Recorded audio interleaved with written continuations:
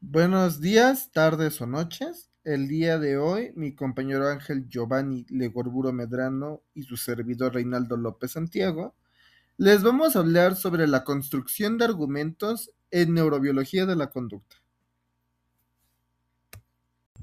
Buenas tardes. A mí me tocó el tema ¿cuáles son los elementos esenciales de un proyecto de investigación? Bueno, para iniciar es el planteamiento de un problema, es el definir claramente la cuestión o fenómeno que se estudiaría, incluyendo sus características y el contexto. Dos, es el objetivo de investigación, es el establecer qué se busca lograr y describir las metas específicas del estudio. 3. Las preguntas de investigación nos ayudan a formular preguntas precisas que guiarán el estudio y que deben ser claras y medibles. Justificación del estudio, que nos permite explicar las principales razones e importancias de abordar el tema, así como los beneficios potenciales de esta investigación o de la investigación que se vaya a hacer, ¿no? Eh, la variabilidad del estudio nos dice que se debe evaluar los recursos disponibles, el tipo de alcance del estudio y las aplicaciones prácticas. Y el estudio de conocimiento y antecedentes nos dice que es revisar la literatura y los estudios previos relacionados con el tema a tratar para poder contextualizar la investigación.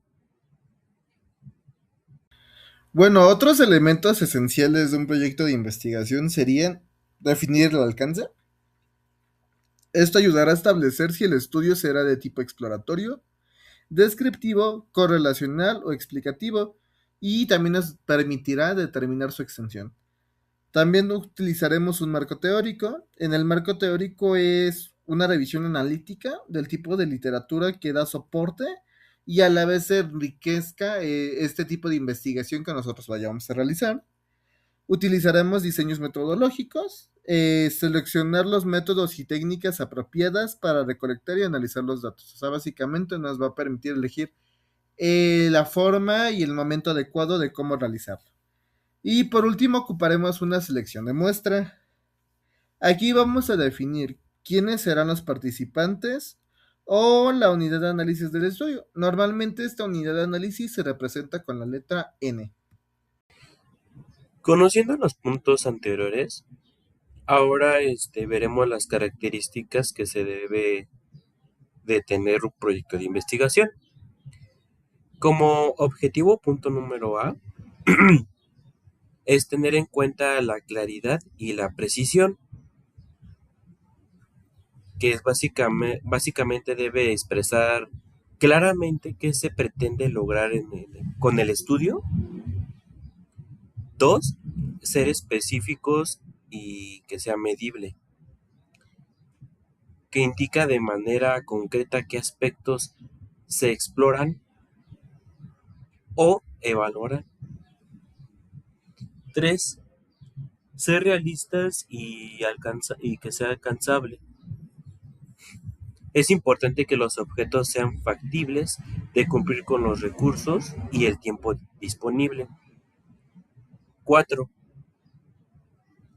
que sea orientado nuestra investigación a los resultados para poder señalar qué se espera obtener o comprobar al finalizar la investigación. Y punto número 5 es pues el guiar el proceso de nuestra investigación, que sirve como referencia para definir preguntas, métodos y análisis. A continuación, yo les voy a explicar las características de una pregunta de investigación. Primero que nada, debe de ser clara y no tener ambigüedades. Su formulación, o sea, de cómo está realizada la pregunta, debe de ser en un lenguaje claro, comprensible y de forma muy precisa, evitando términos confusos. Después tiene que ser relacionado con el objetivo, ya que la pregunta surge de un objetivo de investigación, debe buscar responder a esta inquietud de forma concreta. Tiene que ser específica y factible. Aquí podemos observar que se centrará en aspectos que son observables y medibles, que pueden ser investigados de forma empírica. También tiene que estar formulada como interrogante, ya que va a constituir un problema que requiere respuestas mediante la investigación. Y finalmente debe de estar orientada a la búsqueda de relaciones o diferencias. La mayoría de las preguntas pretenden establecer relaciones entre variables o describir ciertos tipos de fenómenos. La justificación. Nuestras principales características son las razones fundamentales, que es explicar por qué es importante realizar el estudio y cuáles son las ventajas y aportaciones. 2. La relevancia social, científica o práctica. Resalta cómo el estudio contribuye al conocimiento, solución del problema o beneficios de la comunidad. 3. La contextualización. Se apoya en antecedentes, evidencias o citas previas para sustentar la necesidad del estudio. 4. Valor añadido, que destaca qué aporta el estudio en comparación con investigaciones previas o existentes. 5. Convincentes y motivadora. Debe persuadir sobre la importancia y utilidad del proyecto. Bueno, ahora yo les voy a hablar sobre la viabilidad de la investigación. ¿Qué debemos tomar en cuenta? Primero que nada, los recursos disponibles. Hay que considerar si se cuenta con el financiamiento, el personal, el equipo y los materiales necesarios. También hay que tomar en cuenta la variable del tiempo. Hay que ver si este plazo previsto es suficiente para ejecutar todas las fases del estudio que vayamos a realizar. Posteriormente, la accesibilidad.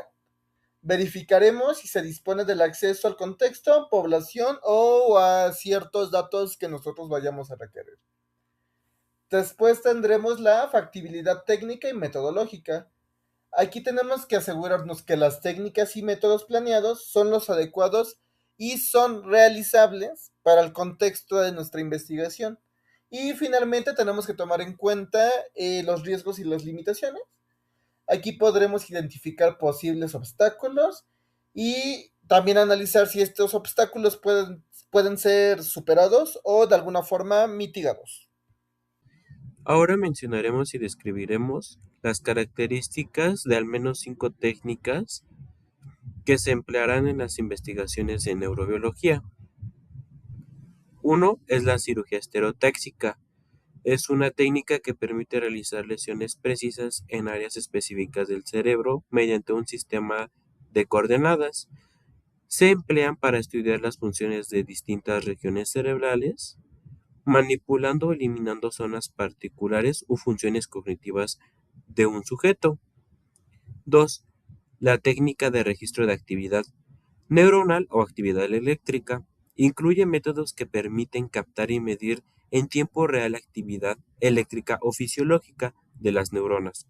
Por ejemplo, mediante electrodos se registra la actividad eléctrica neuronal durante determinadas tareas o estímulos, facilitando entender cómo se activan las distintas áreas cerebrales.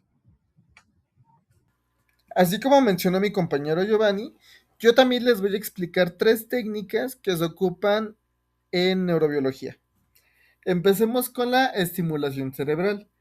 Aquí se van a aplicar estímulos eléctricos o de forma magnética en áreas cerebrales específicas. ¿Por qué? Esto permite observar las respuestas comportamentales o de origen fisiológico. Se utiliza principalmente para comprender la función de dichas áreas y cómo modulan diferentes aspectos de la conducta. Posteriormente, tenemos las técnicas de registro bioquímico y molecular. Son métodos que analizan moléculas presentes en el sistema nervioso, como neurotransmisores, receptores, genes y proteínas. Algunas técnicas incluyen la química, la electroforesis y el análisis de expresión génica, porque son fundamentales para relacionar funciones moleculares con la actividad neuronal y la conducta.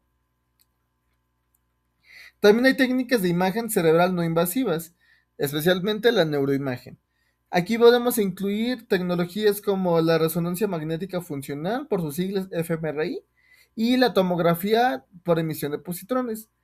Estas técnicas permiten visualizar la actividad cerebral en vivo, sin necesidad de lesiones de intervención quirúrgica, aportando datos sobre la actividad neuronal en diferentes áreas cognitivas o estados emocionales. Para la investigación de esta actividad, tomamos como referencia el libro de Hernández Sampieri de Metodología de la Investigación, capítulo 2 y 3, y de Redolar Ripoll del capítulo 1. Bueno, espero que haya sido de su gusto y les haya servido esta breve exposición acerca de la construcción de argumentos en neurobiología.